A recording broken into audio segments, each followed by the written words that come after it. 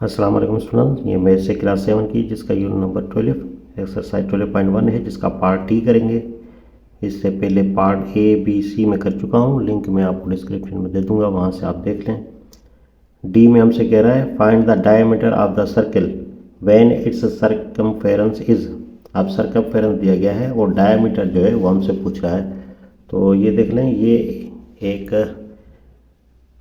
Circle है यानी गोल है और ये इसका मरकज़ है ये, और मरकज़ से ये नुक्तों से बना होता है, यानी ये गोल जो होता है ये इस तरह ये नुक्तों से बना होता है, इस तरह नुक्ते मिल के ये गोल बनते हैं। फिर यहाँ एक मरकज़ होता है, जिस तरह ये मरकज़ है, मरकज़ से इस साइड पे किसी दूसरे नुक्ते से जाके मिले तो उसे रेडियस कहा जाता है, रद्दास कहा जाता है, ठीक है। लेकिन अगर एक नुक्ते से दूसरे नुक्ते तक जाकर मिले और मरकज़ से गुजरे तो उसे डायमीटर कहा जाता है, कतर, ठीक है। और ये इसका दायरा है, सरकमफेरेंस का ये दायरा होता है। तो वो दिया गया है और डायमीटर हमसे पूछ रहा है, तो इसका सॉल्यूशन करते हैं। सरकमफेरेंस को हम सी से डिनोट करते हैं, तो इसका लिख लेते हैं सी इज इक्वल टू, ये डेटा बना रहा हूँ वो हमें मिला हुआ है 44 सेंटीमीटर, और डायमीटर जो हमसे पूछ रहा है तो डी हमसे पूछ रहा है, तो डी इज इक्वल टू ये हो गया क्वेश्चन मार्क। तो इसका फार्मूला लिखते हैं direct, C is equal to pi D, ठीक है। ये है इसका फार्मूला, और पाई की वैल्यू का आपको पता है, ये पहले भी हम करके आए हैं, 22/7 होता है। अब सी की वैल्यू हमें मिली हुई है 44 इज इक्वल टू, पाई की कीमत हमारे पास है 22/7, और डायमीटर डी जो है वो हमने मालूम करना है, ठीक है। तो अब ये 7 जो है डिवाइड की पोजीशन में जाके इधर मल्टीप्लाई होगा, तो 44 मल्टीप्लाई 7 इज इक्वल टू ये 22, और ये हो जाएगा डी। अब 22 मल्टीप्लाई है जाके इधर डिवाइड होगा, तो डी को हम इस तरह ऐसे लिख लेते हैं, ठीक है। क्योंकि दोनों साइड बराबर हैं तो इसको हम इस साइड पे ले आते हैं, इसको इस साइड पे ले आते हैं, कोई फ़र्क नहीं पड़ता। 44 मल्टीप्लाई 7 एंड अपान ये 22 का 22, क्योंकि ये मल्टीप्लाई है जाके डिवाइड हुआ, तो 22 की टेबल 44 पे 2 टाइम जाएगी, तो डी इज इक्वल टू हो जाएगा, 2 को 7 से मल्टीप्लाई करें तो ये हो जाएगा 14, और यूनिट इसका सेंटीमीटर है तो इसको हम सेंटीमीटर कर देंगे, तो ये हो जाएगा इसका आंसर। इसी तरह क्वेश्चन नंबर 2 को देख लें, सॉल्यूशन करते हैं, ठीक है। पहले इसका डेटा बना लेते हैं। सी सरकमफेरेंस हमें दिया गया है 154 सेंटीमीटर, और डायामीटर जो है वो हमने मालूम करना है, और पाई की वैल्यू क्योंकि फार्मूले में पाई मौजूद है 22/7 होता है, तो अब फार्मूला लिखते हैं सी इज इक्वल टू ये पाई डी, और सी की वैल्यू हमें 154 इज इक्वल टू ये 22/7। तो वही तरीका कि 7 डिवाइड है जाके इस तरफ मल्टीप्लाई होगा, और 22 मल्टीप्लाई है जाके डिवाइड होगा, तो डायरेक्ट कर लेते हैं, इधर पहले डी लिख लेते हैं, यहाँ 154, तो 7 डिवाइड है जाके मल्टीप्लाई होगा, और 22 मल्टीप्लाई है जाके डिवाइड होगा, तो 22 की टेबल यहाँ पे डायरेक्ट जा रही है, ये 7 टाइम करके देखिएगा, तो डी इज इक्वल टू 7 को 7 से मल्टीप्लाई करें तो ये हो जाएगा 49 सेंटीमीटर, तो ये हो जाएगा इसका आंसर। इसको भी इसी तरह करेंगे, पहले सॉल्यूशन लिखेंगे, डेटा इसका बनाएंगे। सी इज इक्वल टू 242 मिलीमीटर है हमारे पास, तो डायमीटर हमसे पूछ रहा है, यानी डी हमसे पूछ रहा है, और पाई की वैल्यू फार्मूले में आता है 22/7 होता है, तो फार्मूला लगाते हैं सी इज इक्वल टू ये पाई डी, सी की वैल्यू 242 है इज इक्वल टू 22/7, और ये डी, तो 7 डिवाइड है जाके मल्टीप्लाई होगा, जिस तरह ये पहले किया है हमने, 242, अब 7 डिवाइड है जाके मल्टीप्लाई होगा, और 22 मल्टीप्लाई जाके डिवाइड होगा, तो 22 की टेबल डायरेक्ट जा रही है इस पर, 1 टाइम 24 पे 2 बच गए, 22 हो गया 1 टाइम, तो 11 को मल्टीप्लाई 7 करें तो डी इज इक्वल टू 77 हो जाएगा, ये मिलीमीटर। तो ये हो जाएगा हमारा आंसर। यहाँ पे भी सॉल्यूशन लिखें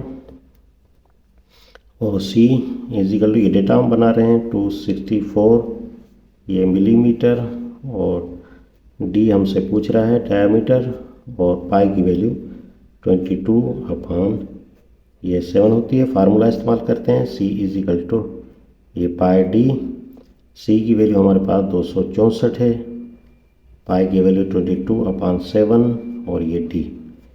तो D इज इक्वल टू तरीका वही 264, 7 डिवाइड है जाके मल्टीप्लाई होगा, 22 मल्टीप्लाई जाके डिवाइड होगा। तो 22 की टेबल जा रही है, 120 4 बच गए, 26 में से 22 निकल गए, 4 बचे, 4 इस तरफ आए 44 पे 22 की टेबल 2 टाइम जाएगी। तो 7 को 12 से मल्टीप्लाई करें तो 7 12 84 हो जाएगा, ये हो जाएगा मिलीमीटर। तो ये हो जाएगा हमारा आंसर। तो 5 नंबर देख लें सॉल्यूशन।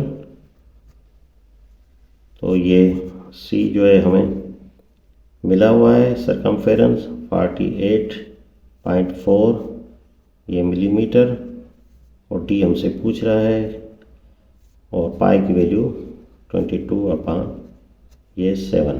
तो फार्मूला इस्तेमाल करते हैं, C इज इक्वल टू ये हो जाएगा पाई D, C की वैल्यू 48.4 इज इक्वल टू ये 22/7, ये हो जाएगा D।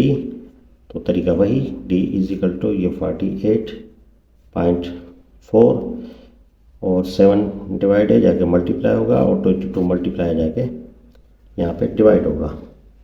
तो 22 की टेबल यहाँ पे जा रही है, ये देखें 2 टाइम जा रही है, 44 हो गया, बाकी बच गए यहाँ पे 4, ये पॉइंट है, पॉइंट की पॉइंट दे दें, 4 इधर आ गया, 44 हो गया, तो ये 2 टाइम जाएगी। तो ये D इज इक्वल हो गया 2.2 एंड मल्टीप्लाई 7। तो 7 से मल्टीप्लाई करेंगे इसको, 7 to the 14 हासिल 1, 7 to the 14 एंड 1 54। तो पॉइंट देखें, पॉइंट 1 डिजिट के बाद है, तो यहाँ पे 1 डिजिट के बाद पॉइंट हम इधर दे देंगे, तो ये हो जाएगा मिलीमीटर, ये हो जाएगा हमारा डायमीटर। इसी तरह इस क्वेश्चन को करते हैं solution. C is equal to 30.8 and D is equal to question mark, pi की वैल्यू हमें पता है कि 22/7 होता है। फार्मूला इस्तेमाल करते हैं, C इज इक्वल टू ये हो जाएगा पाई D एंड C की वैल्यू 30.8, वो सरकमफेरेंस की वैल्यू दी गई है 22/7, ये हो जाएगा D। तो D is equal to 30.8 multiply 7 and upon 22। तो 22 की टेबल लगाएंगे यहाँ पे, ये जाएगी 1 टाइम, और बाकी बच गए 8 इस तरफ आ जाएगी, पॉइंट दे देंगे 88 पे 22 की टेबल 4 टाइम जाएगी। तो ये हो गया 1.4 एंड मल्टीप्लाई ये हो जाएगा 7। तो 7 से मल्टीप्लाई करेंगे, 7 4 द 28 हासिल 2, 1 7 द 7 एंड 2 10। तो 108 हो जाएगा, पॉइंट एक डिजिट के बाद है, तो यहाँ पे पॉइंट आ जाएगी। तो D इज इक्वल टू ये हो जाएगा 10.8, यहाँ पे सेंटीमीटर है, तो यहाँ पे सेंटीमीटर लगा देंगे, तो ये हो जाएगा हमारा इसका आंसर।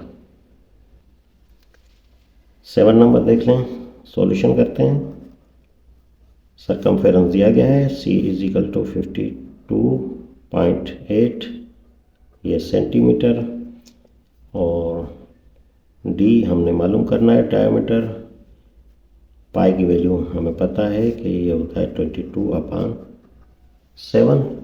तो यहाँ पे फार्मूला इसका इस्तेमाल कर लेंगे, C is equal to pi D, और C की वैल्यू हमारे पास मिली हुई है 52.8 इज इक्वल टू 22/7 होता है। पाई की वैल्यू D हमने मालूम करना है, तरीका वही होगा, D is equal to 52.8 multiply ये 7 अपॉन ये 22 हो जाएगा। तो 22 की टेबल यहाँ पे देखते हैं लगती है, ये 2 22 44 हो जाएगा। तो बच गए यहाँ पे 8 पॉइंट दे देंगे, 8 इधर 88 4 टाइम जाएगा।